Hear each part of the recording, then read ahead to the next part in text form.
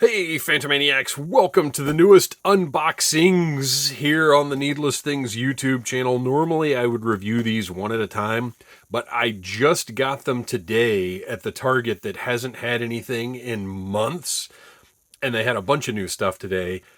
And the reason I'm reviewing, well, there are two reasons I'm reviewing these all together in one review. The first reason is that I have so many reviews right now. Like, I've got so much stuff that needs to get done review wise, and I didn't want to space these out over 3 days. And the other reason is these are brand new. We didn't even know. Hasbro announced them today. I got a notification from Pulse on my phone after when I got to the park for my walk, which is a whole other thing. So I got the notification from Pulse, and I was like, oh, really cool. Because the first time anybody had seen these was, I think, last week somebody found them in Target. But they hadn't even officially been announced. So I got the notification from Pulse, and I was like, well, I'm not going to order because I know I'm going to Target after I'm done walking. Sure enough, Target had one of each. I think they had two Simons. So I don't know what the case pack is, but I do know as far as this wave, these are the only three that have been officially announced so far, which is actually really weird that they don't have a Chris Pine as the Bard, but whatever. And then the other reason is I'm excited. I'm super stoked for this movie, and I want to get this review, out in front of people. And also to sort of compare the figures to each other. So we're looking at all three of these today.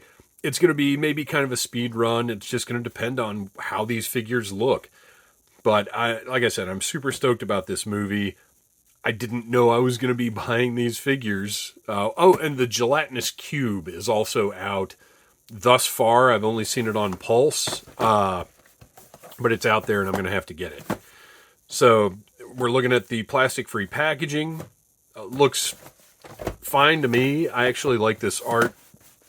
The way that they've got the picture of the figure with some nice artwork behind it. I think these look cool. I like this packaging. And as you all know, I hate plastic trays, so plastic free is fine with me.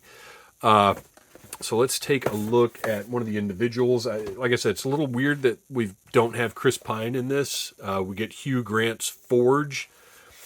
And you can see the box is actually, this is embossed.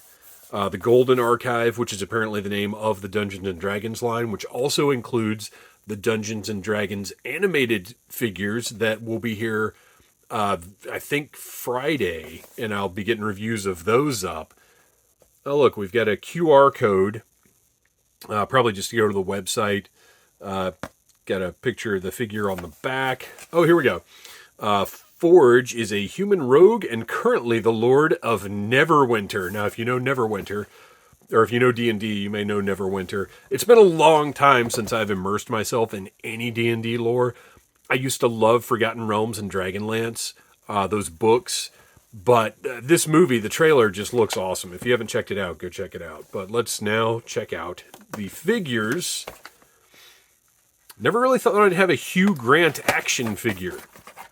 He has not lent himself to a lot of roles where you would think, oh, I need an action figure of that.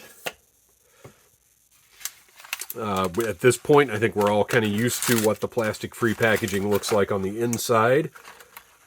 It would be kind of neat. Let's see. How easy is that going to be to get out? It would be kind of cool if they had branded their little bags the way the G.I. Joe team has, but whatever, it doesn't matter. Like I said, I'm just glad there are no plastic trays.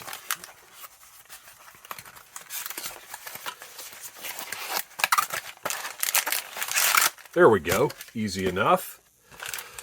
All right. This bag is a little thicker than other ones I've seen Hasbro use.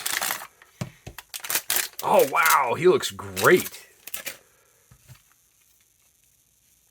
As I mentioned, the character is played by Hugh Grant, and that portrait is fantastic. The hair looks great.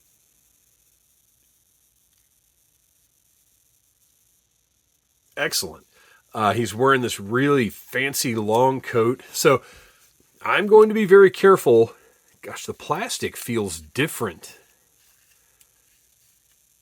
particularly the arms, it feels a little more rigid, which might explain why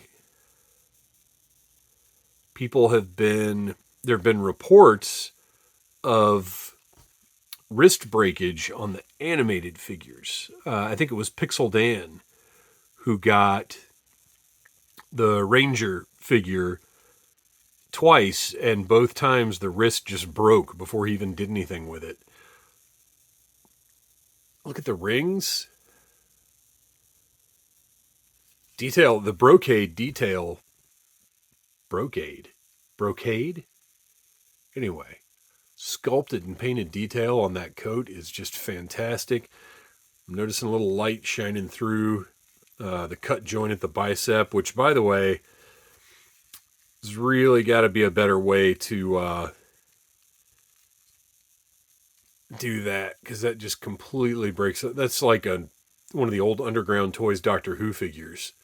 As a matter of fact, just because I happen to have this sitting up here,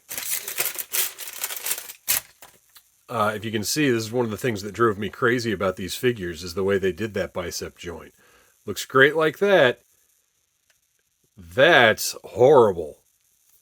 Sorry, I just thought I'd throw that reference out for anybody who might have collected those. He's got, oh, look at that. He's got a dagger, a sheathed dagger, hidden right there under his coat. Nice paint on the blade. Good little sculpt. Pretty simple, but I mean, effective. It works. And then the sheath is actually part of that belt. What a nice little piece that is to kind of find unexpected. Well, I say unexpected. I'm sure it's pictured. Yeah, it's pictured as part of the accessories, but you guys know how much attention I pay to the accessories before I actually open the toy up. He's got his little neck kerchief, but look at the nice detailed jewel underneath that. Is that going to be important to the story? I have no idea. And he's got, look at this. When I was a kid and deep into fantasy, I wanted a pair of pirate boots like this so bad. I always just called them pirate boots. I wanted boots like this so bad you wouldn't believe it. These, to me, to like 12, probably 10 to 12-year-old me, these boots were the coolest footwear in the world. Look at the detail on these. All right, so he's pretty great. Those elbows, man, those are scary. They do not want to move at all. And the arms, like I said, they're a very rigid feeling plastic. I'm going to run this guy under the hairdryer for a little bit before I try to mess with any more of his joints. The hip joint seems to work all right. Knee joint's okay. We've got the swivel, I'm sure, at the top. Yeah, swivel at the top of the boot. And then modern ankle. Just the peg with the pivot. Very interesting how rigid he feels. Like, just overall, this feels more like ABS than PVC. Look at the belt buckle. I didn't even look at the belt buckle on this guy. He's cool. I like it. And then he comes with the crossbow. Kind of a standard looking crossbow. You've seen them in Buffy and other toy lines. This one's a little different. It's got the bolt on the top, which is a nice touch. Not removable. And you know what? I don't really need it to be. And then the trigger there. Looks cool. I dig it. And then in our last little accessory bag here,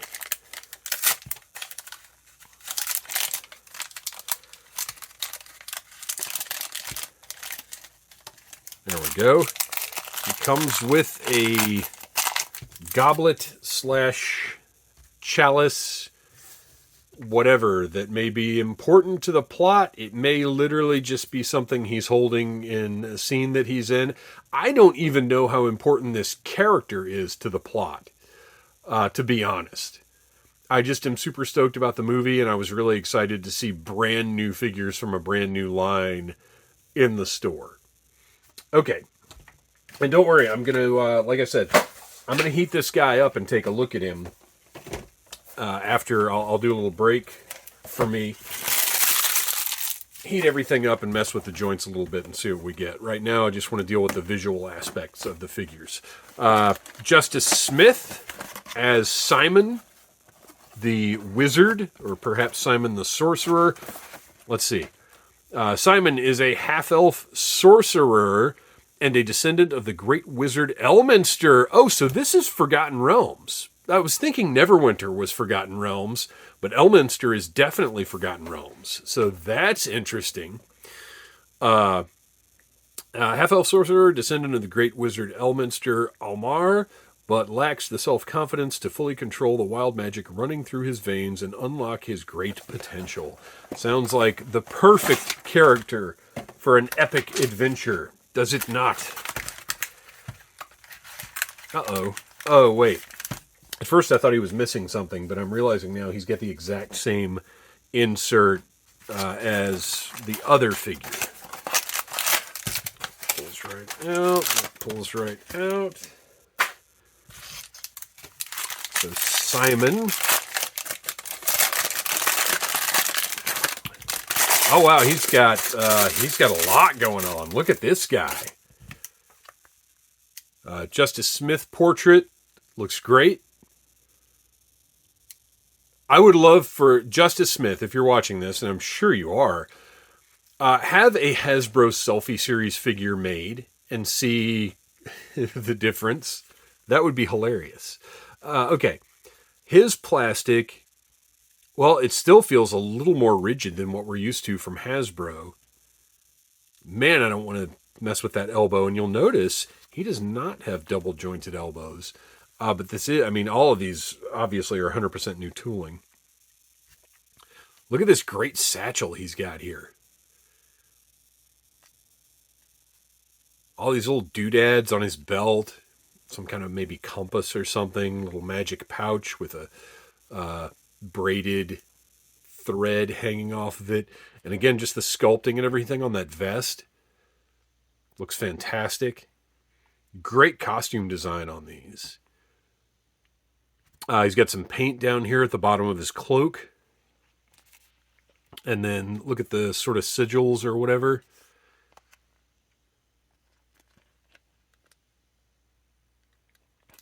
Very cool. Or these maybe little doodads. Look, oh, it is.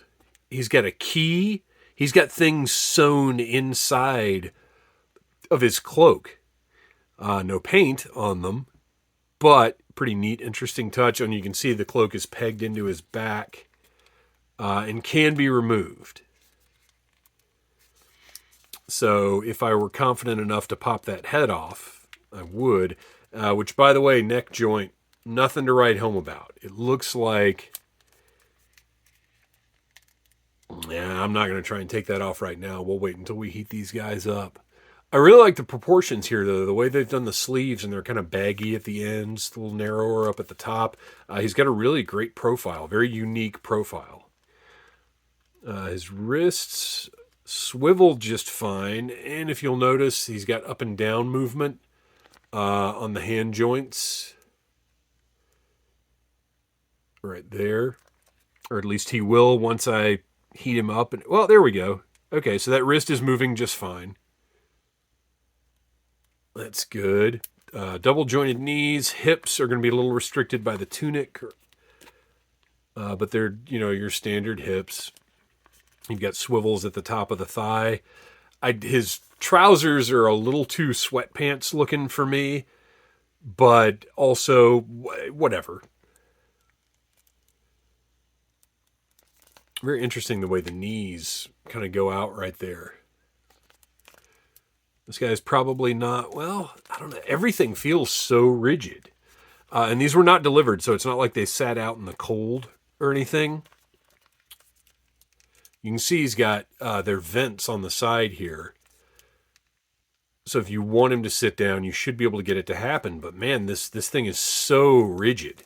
Oh, and he does have nice ball-jointed waist. Look at the painted buckles, the painted detail on this thing.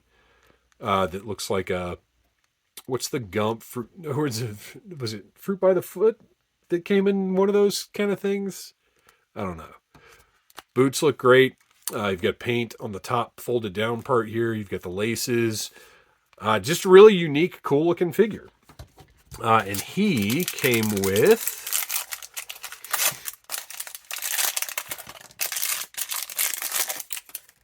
Again, we'll find out when the movie comes out. Wait a minute. Oh, this is just rolled up to keep the helmet. We'll find out exactly what these artifacts are. Now, this helmet is mushed. That's no good. We'll be heating that up, too. And then he's got a wand of some sort with tons of detail going on.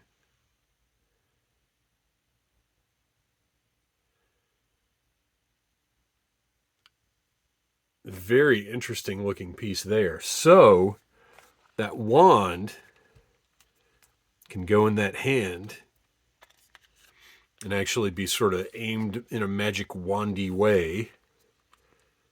I'm not going to bend those elbows yet. And then the helm, whatever this helm is, once that gets heated up and straightened out, will go on his head just fine. So there you go. He's cool. He's great.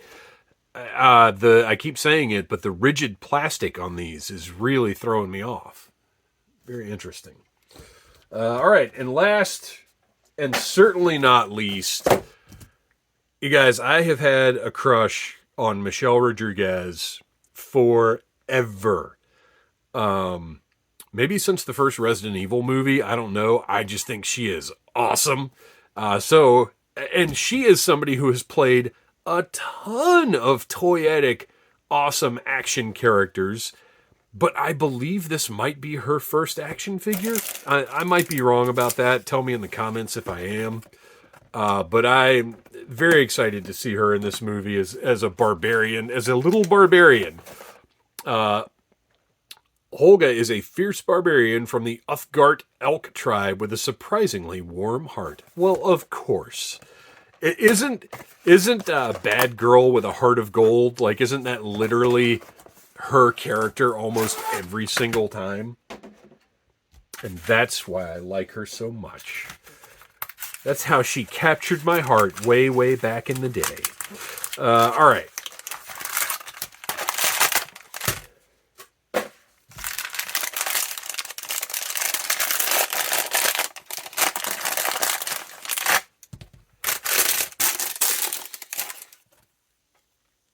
Yep, that's...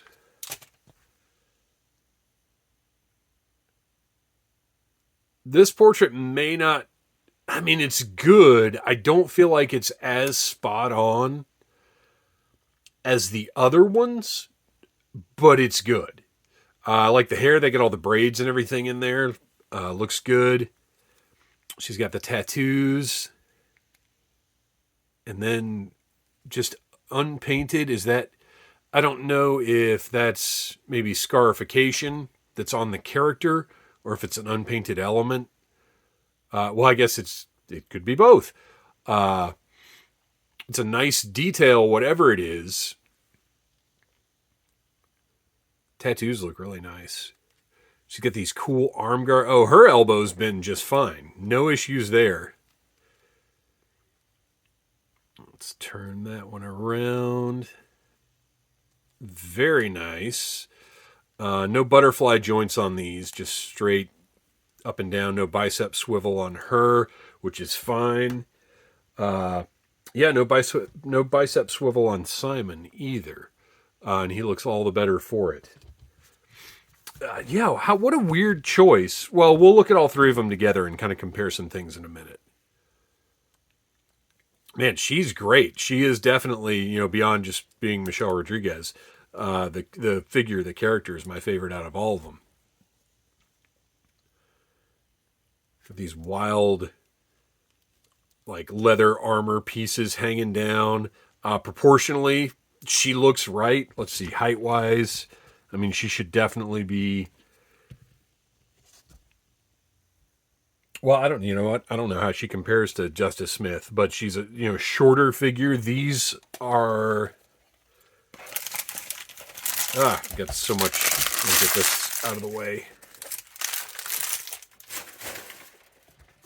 So here's our 00 Snake Eyes from the G.I. Joe Classified series. So you can see that these are, Classified series scale, basically. The Hugh Grant, right at 6 inches. Okay. So hips, again, just want to be very careful with it because she feels like the same kind of rigid plastic as the other two. Even this piece is much more rigid than you expect things like this to be. Usually stuff like this is like just super flexible and soft. And these pieces are just very solid. All right, everything seems to be moving pretty nicely. The knees, double jointed, single jointed elbows with the swivel at the top. Everything's ratcheting. Those ankles, you're not going to get much out of those. There's no boot top swivel. And this is where maybe I come into conflict a little bit with other collectors. If there's not a good way, like some companies would just throw a swivel in here that would completely cut up the sculpt. Kind of like they decided to do with this guy. I'm glad they didn't. I would rather they didn't. Keep this one nice big sculpt, one nice profile like it's supposed to be.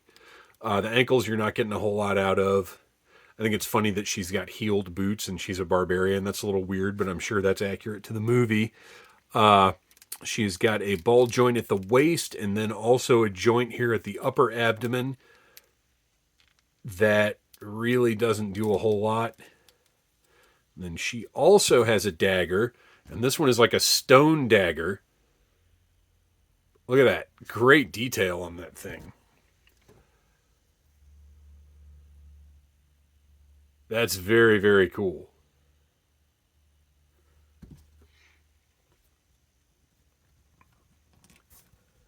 Whoop, am I putting that? Nope, I'm putting it in wrong. Goes right back into the sheath. Great detail. Looks awesome. I'm very happy with these. These are exciting action figures to me. It's like I said, it's a new line. It's something to be excited about. So I'm going to take a little break now and heat all of these up and see what we can do with some of these stiffer joints. Okay, I can do a little time lapse here to show you what I'm doing.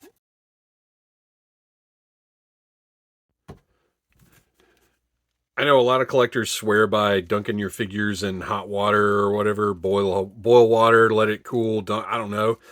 I don't want my figures all wet. That's a pain. Like then you have to dry them off. You have to hope you got all of the water out of them. I just it's not appealing to me. So what I do is I take that hair dryer that you just saw and spend about 30 seconds going up and down the whole entire figure. And for all three of these, I already did the other two. And let me just tell you, this plastic is pliable now.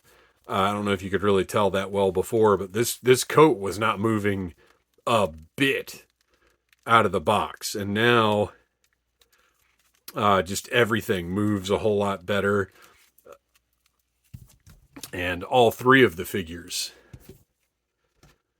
just everything, all of the parts move. She was the first one I did. She's actually cooled down a good bit, but is still much more, the joints are all working a whole lot better. Should you have to do this? No. Do you need to do it if you don't want your toys to break and if you want the articulation to be as good as it can be? Yeah, unfortunately. And I also took Simon's cloak and satchel off just to see when you take his head off, the peg is actually going to separate at the bottom of the neck. Let's see. I might have to heat him up again to get that done. But anyway, the barbell stays in the head and separates, pops out of the neck. But it goes right back in as long as the figure is warmed up. But now we can really see the detail of his cloak and all the stuff kind of sewn in there. And then the satchel has kind of a face on it, so I almost wonder if it might talk or something. I don't know. We'll find out. Looks great. I like this little emblem on it here. And then I forgot to look at our Barbarian's accessories.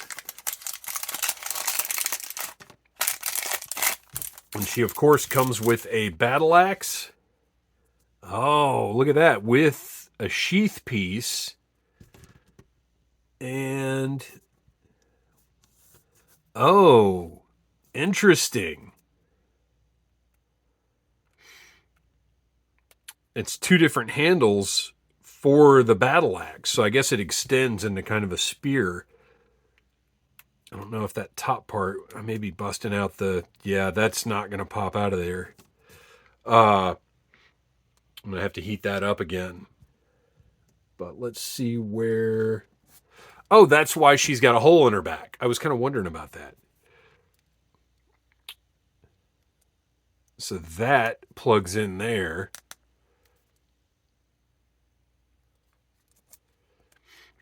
And she's got her battle axe slash spear.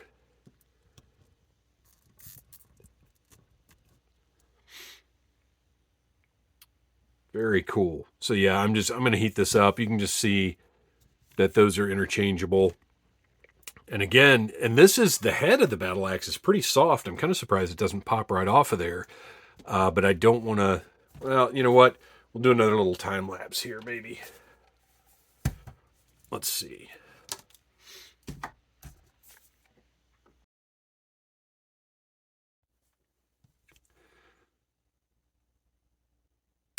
Oof. I don't like the stress that puts on that pegged part.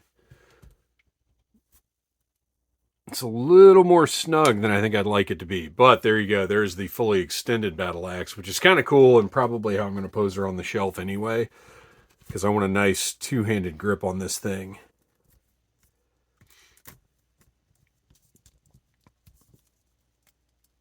Maybe.